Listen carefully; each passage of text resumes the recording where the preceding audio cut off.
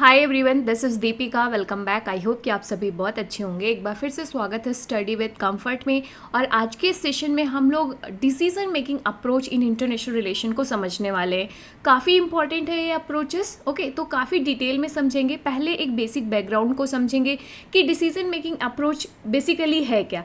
फिर हम देखेंगे कि इसका ओरिजिन एंड सोर्सेज क्या हैं, ये डेवलपमेंट कैसे हुआ। डिसीजन मेकिंग जो अप्रोच है इंटरनेशनल रिलेशन में, इसका अप्रोच ये डेवलप कैसे हुआ, कौन कौन से स्कॉलर्स हैं जिनका कंट्रीब्यूशन रहा है। फिर इसके वेरियस कैरेक्टरिस्टिक्स को देखेंगे। देन हम देखेंगे कि व्हाट आर द स्टेप्स जो डिसीजन मेकिंग प्रोसेस में इन्वॉल्व होते हैं, इसे हम काफ़ी डिटेल में समझेंगे। देन हम देखेंगे कि कौन कौन से ऐसे फैक्टर्स हैं जो डिसीजन मेकिंग अप्रोच में कंट्रीब्यूट करते हैं या डिसीजन मेकिंग प्रोसेस को इन्फ्लुएंस करते हैं। फिर चैलेंजेस एंड लिमिटेशंस क्या आती हैं, प्रेजेंट टाइम पे क्या अपॉर्चुनिटीज़ हैं, या डिसीजन मेकिंग जो अप्रोच है वो प्रेजेंट जियोपॉलिटिक्स में कैसे लागू हो रहा है। तो काफ़ी डिटेल में, काफ़ी कॉम्प्रिहेंसिव लेक्चर होगा आज का ये डिसीजन मेकिंग अप्रोच पे।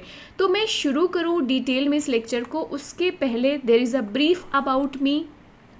एंड मेरी आपसे हम्बल रिक्वेस्ट है गाइज, प्लीज़ चैनल को सब्सक्राइब करिएगा अगर आप पहली बार चैनल में आए हैं। और दूसरी इंपॉर्टेंट चीज़ ये है कि आप चैनल को जब सब्सक्राइब करेंगे तो आप इसकी प्लेलिस्ट को जब एक्सप्लोर करिएगा तो आप देखेंगे कि international relation, western political thought, Indian political thought, वहीं पर कंपैरेटिव पॉलिटिक्स, पब्लिक एडमिनिस्ट्रेशन, इन सब पर आपको सेपरेट प्लेलिस्ट मिल जाएगी according to your syllabus. UGC NET examination से रिलेटेड भी आप देखेंगे कि बहुत सारे प्रीवियस ईयर्स के क्वेश्चंस या एमसीक्यू प्रैक्टिस यहाँ पर लेक्चर्स हैं। तो अगर आप यूजीसी नेट की प्रिपरेशन कर रहे हैं तो उस पॉइंट ऑफ व्यू से भी बहुत इंपॉर्टेंट हो जाता है। और अगर आप एमए एंट्रेंस एग्जामिनेशन की प्रिपरेशन कर रहे हैं तो भी बहुत इंपॉर्टेंट होता है। हम लोग यहाँ पर डेली बेसिस पर लेक्चर्स लेते हैं, तो चैनल को सब्सक्राइब करके बेल आइकन ज़रूर प्रेस करिएगा जिससे कि नए लेक्चर की नोटिफिकेशन आप तक पहुंच सके। बाकी आप मुझे इंस्टाग्राम पे ज़रूर फॉलो करिएगा। इंस्टाग्राम पे फॉलो करने से क्या होगा, आप कनेक्टेड रहेंगे। अगर आपको कोई क्वेरी है, कोई डाउट है, तो आप डायरेक्टली कनेक्ट कर सकते हैं, डायरेक्टली वहाँ पे आप मुझे मैसेज कर सकते हैं। ओके, तो चैनल को प्लीज़ सब्सक्राइब करिएगा, अपने फ्रेंड्स को ज़रूर रिकमेंड करिएगा। तो हम शुरू करते हैं decision making approach in international relation.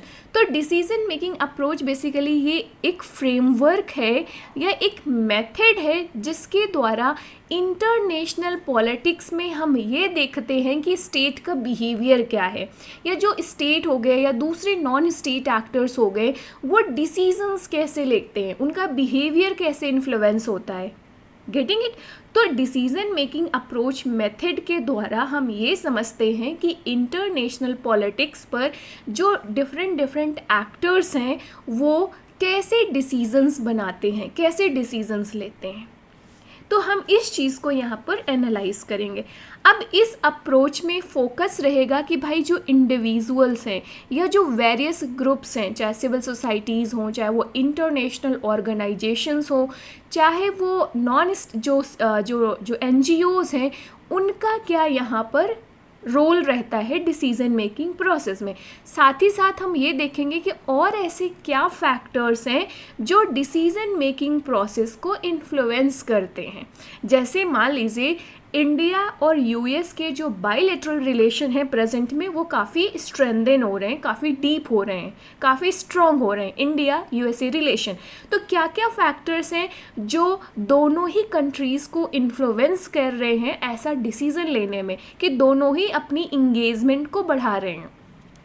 G20 summits में आपने देखा होगा कि जो डिसीज़न लिया गया इंडिया के द्वारा, जैसे बहुत सारे डिसीजंस लिए गए। एक डिसीज़न उसमें कि जैसे हम ग्रेट जो ब्रिटेन के साथ में फ्री ट्रेड एक तरीके से निगोशिएट कर रहे हैं, अभी वो साइन और फाइनलाइज नहीं हुआ है। तो क्या क्या फैक्टर्स हैं जो इस ट्रेड निगोशिएशन को यहाँ पर इन्फ्लुएंस कर रहे हैं, जिस आधार पर दोनों ही देश डिसीजंस लेंगे। तो ये समझ में आ गया फैक्टर्स वाला। अब इसका सबसे पहले शुरुआत हुई थी, डिसीजन मेकिंग अप्रोच को अप्लाई किया गया था फॉरेन पॉलिसी को अंडरस्टैंड करने पे। भाई कोई भी देश अपनी फॉरेन पॉलिसी बनाता है तो फॉरेन पॉलिसी बेसिकली क्या होता है, इसमें किसी भी देश के गोल्स होते हैं और मैकेनिज्म्स होती है उन गोल्स को अचीव करने पे। ओके, तो अब वो जो गोल्स होंगे, मैकेनिज्म्स होंगे, किस पर बेस्ड रहती हैं, नेशनल इंटरेस्ट पे बेस्ड रहती हैं। अब यहाँ पर स्टडी किया गया कि भाई जो फॉरेन पॉलिसी है ये क्यों इस तरीके से डिज़ाइन की गई है, किसी भी देश ने अपनी फॉरेन पॉलिसी में जो गोल्स रखे हैं वो क्यों रखे हैं, क्यों ऐसा डिसीजन बनाया गया है। तो पहला मेजर अटेम्प्ट किया गया था डिसीजन मेकिंग एनालिसिस का to study the foreign policy, और ये किसके द्वारा किया गया था, रिचर्ड स्नाइडर के द्वारा। ओके इसके बाद सेकेंड वर्ल्ड वॉर के बाद इसके में और भी ज़्यादा आप डेवलपमेंट देखेंगे डिसीजन मेकिंग अप्रोच में।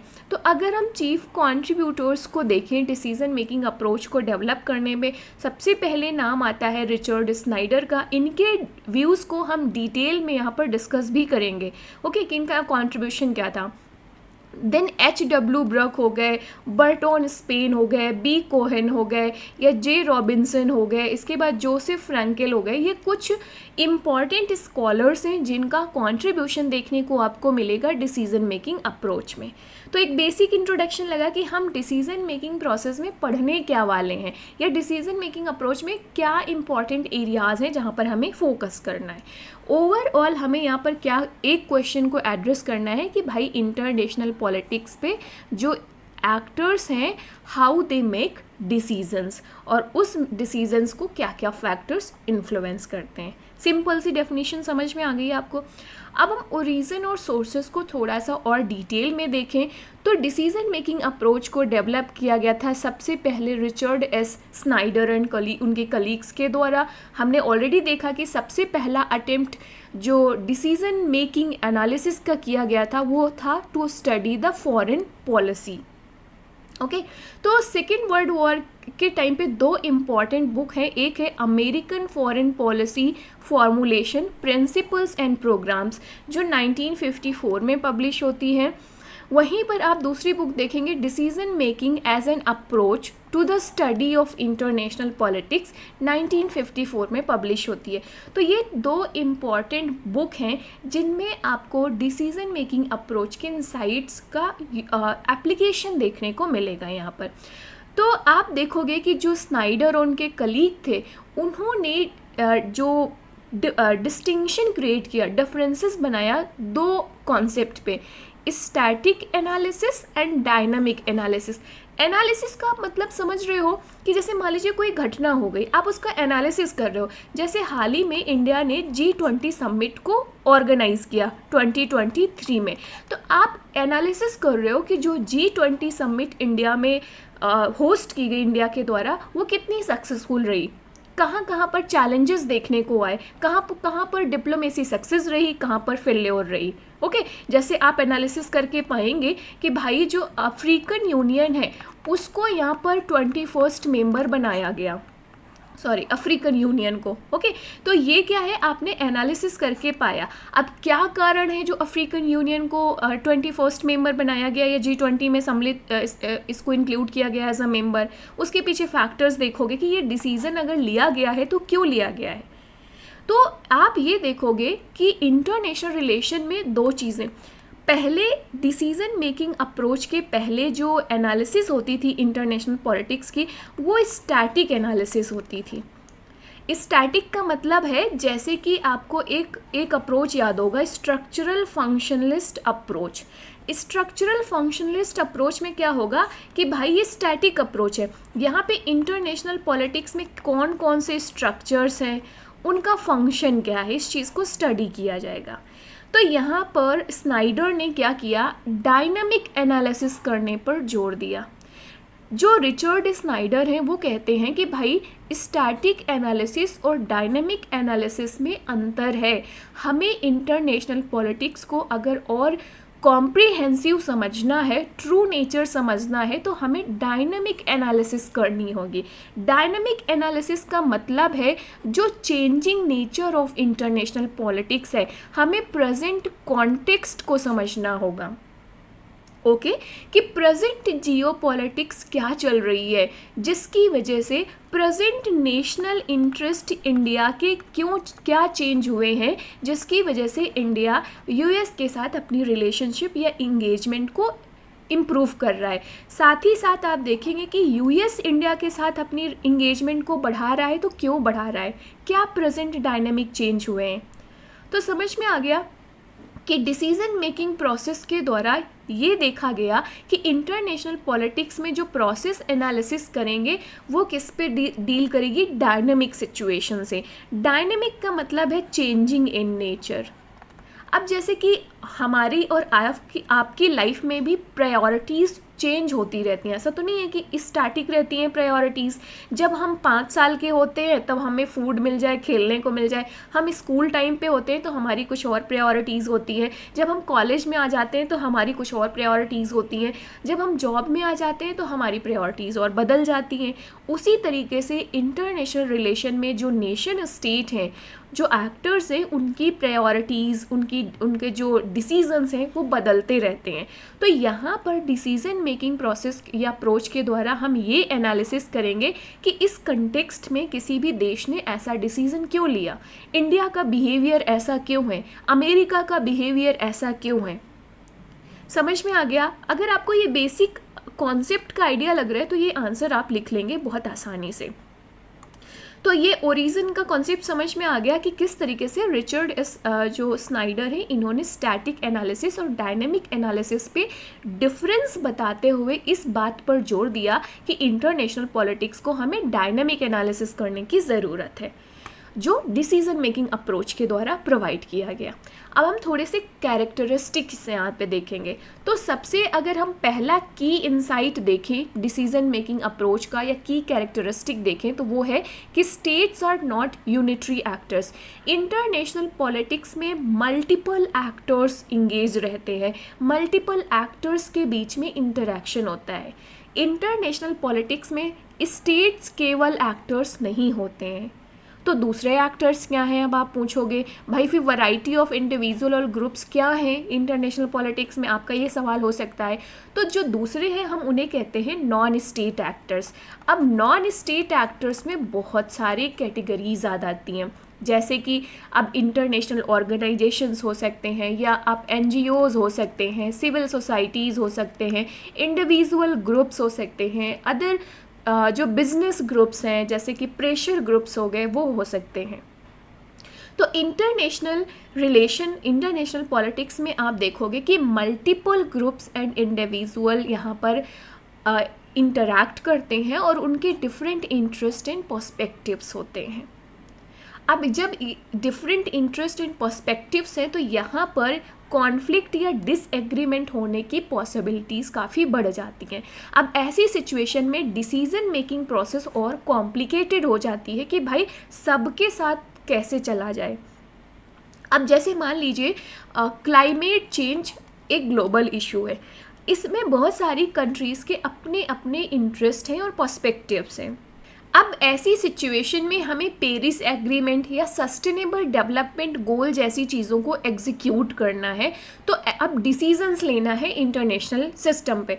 तो अब यहाँ पर ये डिसीज़न लेना थोड़ा कॉम्प्लिकेटेड हो जाता है। तो यहीं पर मेन आता है डिसीजन मेकिंग अप्रोच कि भाई क्या क्या फैक्टर्स हैं जो स्टेट के बिहेवियर को इन्फ्लुएंस कर रहे हैं, निगोसिएशंस को इन्फ्लुएंस कर रहे हैं। दूसरा इम्पॉर्टेंट फैक्टर्स आ जाता है जो डिसीजन मेकिंग एनालिसिस या प्रोसेस को इन्फ्लुएंस करता है, वो है इंटरनेशनल इन्वायरमेंट कैसा है। ओके, अब इंटरनेशनल इन्वायरमेंट से यहाँ पर आपको ये पता चलना चाहिए कि जो एक्शंस और इंटेंशंस होते हैं दूसरे स्टेट्स के, वो क्या हैं, और साथ ही साथ इंटरनेशनल लॉ और इंस्टीट्यूशंस किस तरीके से रिस्ट्रिक्शंस लगा रहे हैं। जैसे मान लीजिए प्रेजेंट में हम देखें कि जो यूनाइटेड स्टेट ऑफ अमेरिका है उसको कहीं ना कहीं इस चीज़ से डर लग रहा है कि कहीं चाइना ना उसे रिप्लेस कर दे as a super power. Okay, तो यहाँ पर आप देखोगे कि जो यूनाइटेड स्टेट ऑफ अमेरिका के एक्शंस हैं, बिहेवियर है, वो किस तरीके से चेंज हो रहा है। या प्रेजेंट में आप देखोगे जिस तरीके से रसिया यूक्रेन क्राइसिस वॉर चल रही है, या क्लाइमेट चेंज जैसे इश्यूज़ आ रहे हैं, सस्टेनेबल डेवलपमेंट एक बड़ा चैलेंज है। तो जो इंटरनेशनल इन्वायरमेंट है ये एक इम्पॉर्टेंट कैरेक्टरिस्टिक हो जाती है जो डिसीजन मेकिंग प्रोसेस या एनालिसिस को इन्फ्लुएंस करती है यहाँ पर। ओके, अब डिसीजन मेकिंग अप्रोच कि अगर कुछ एग्जाम्पल्स देखें तो इसको यूज़ किया जाता है to study wide range of phenomenas in international relation. जैसे अगर हम कुछ को यहाँ पे लिस्ट आउट करें तो आउटब्रेक ऑफ द वॉर।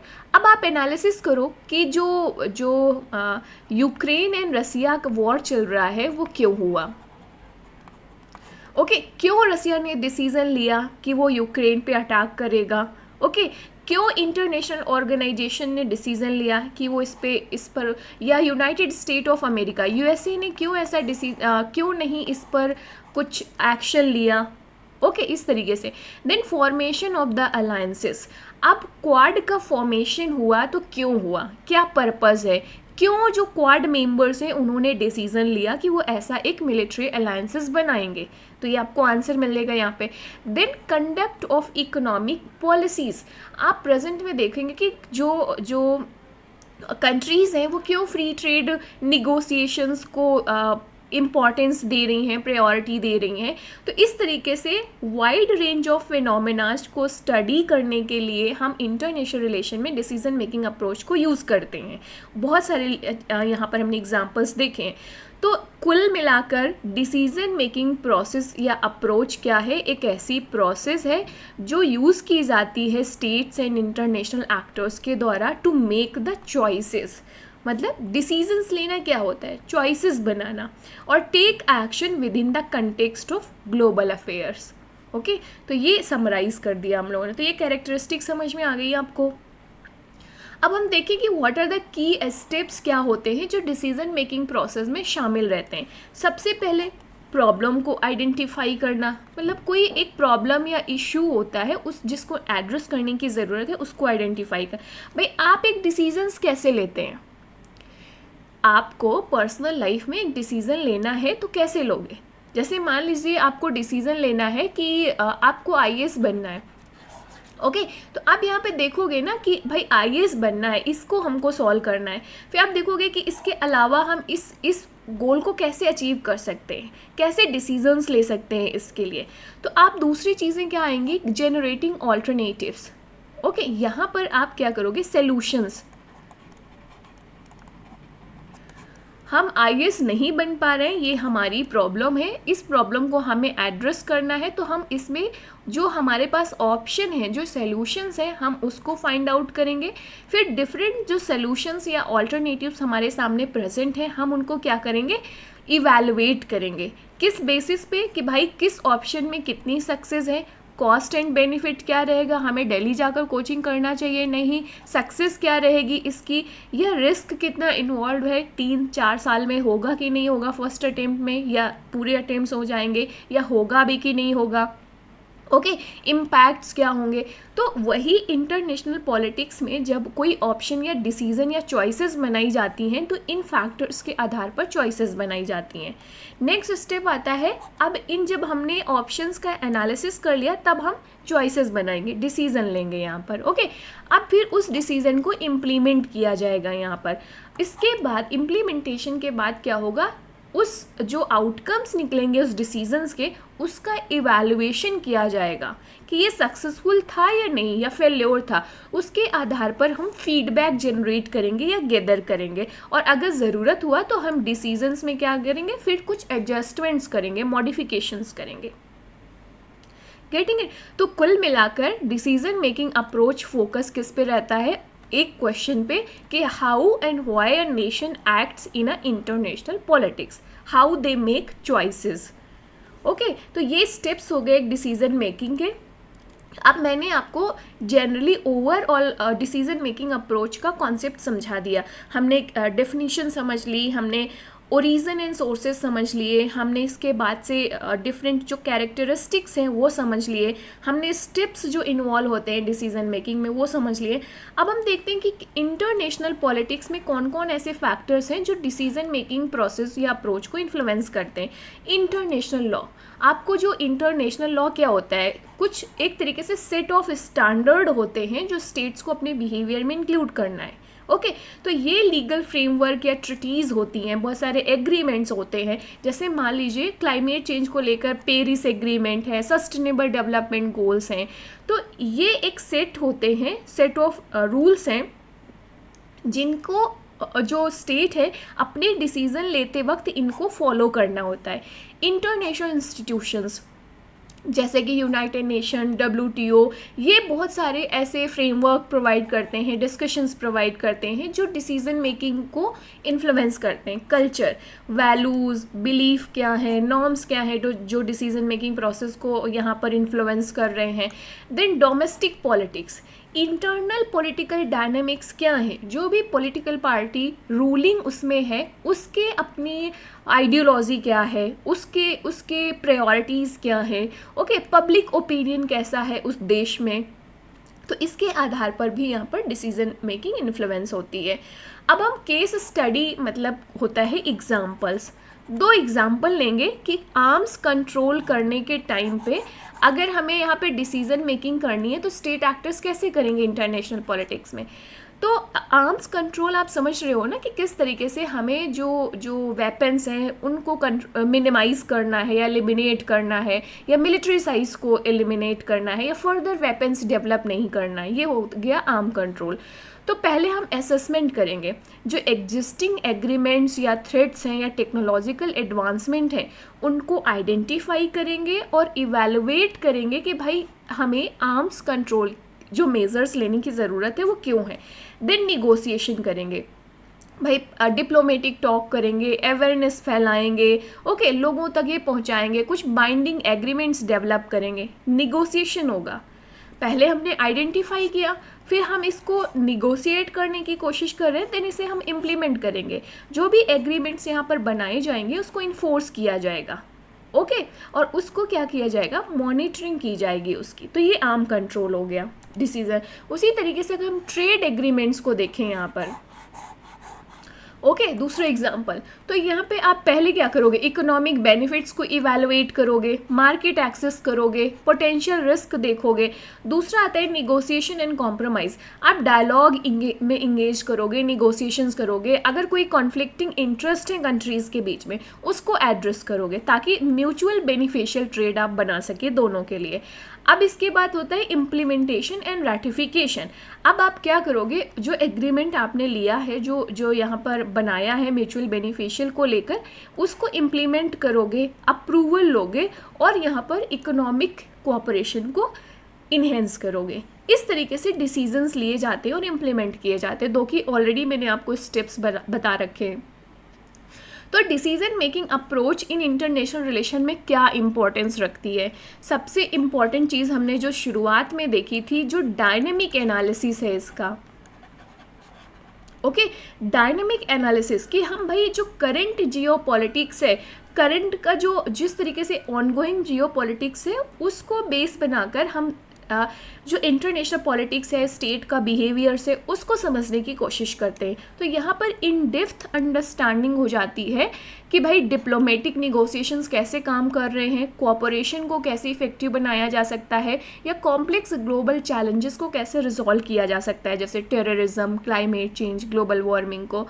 तो अगर हम फ्यूचर देखें तो जिस तरीके से टेक्नोलॉजी इमर्ज हो रही है, टेक्नोलॉजी इमर्ज जैसे आप देखेंगे artificial intelligence, machine learning, okay, climate change, shifting global power dynamics, जिस तरीके से चाइना इमर्ज कर रहा है as a global power, economy इतनी स्ट्रांग है, मिलिट्री इतनी स्ट्रांग है। वहीं पर आप देखोगे जो इंडिया है इसकी भी जियोपॉलिटिकल प्रेजेंस काफ़ी इम्प्रूव हो रही है प्रेजेंट में, ओके। वहीं पे यूनाइटेड स्टेट ऑफ अमेरिका कहीं ना कहीं थोड़ा डिक्लाइन कर रहा है। तो ये सारी चीज़ें आप जो ग्लोबल पावर डायनामिक शिफ्ट हो रही है, तो आप देखोगे कि ऐसी सिचुएशन में बहुत इंपॉर्टेंट हो जाता है डिसीजन मेकिंग अप्रोच के द्वारा इंटरनेशनल पॉलिटिक्स को समझना, क्योंकि फिर वही डायनामिक एनालिसिस कर रहे हैं हम यहाँ पर, ओके, स्टैटिक एनालिसिस नहीं कर रहे हैं। तो ये जो अपॉर्चुनिटीज़ प्रोवाइड करेगा for innovation, collaboration and sustainable development progress ऐसी सिचुएशन में। तो ये था decision making approach in international relation guys. I hope कि आपको समझ में आया होगा। बहुत इंपॉर्टेंट बेसिक कॉन्सेप्ट है इसका, ये dynamic analysis versus static analysis, इसको ज़रूर इंक्लूड करिएगा। तो आज का ये लेसन हम यहीं पर ख़त्म करते हैं। आई होप कि आपने इन्जॉय किया होगा। कोई डाउट हो तो नीचे कमेंट करके पूछ लीजिएगा। बाकी आप इंस्टाग्राम पे ज़रूर फॉलो करिएगा। लेक्चर पसंद आया होगा तो लेक्चर को लाइक ज़रूर करिएगा, अपने फ्रेंड्स के साथ शेयर करिएगा, चैनल को सब्सक्राइब करिएगा। मिलते हैं नेक्स्ट वीडियो में। Bye bye, take care, keep learning, keep exploring.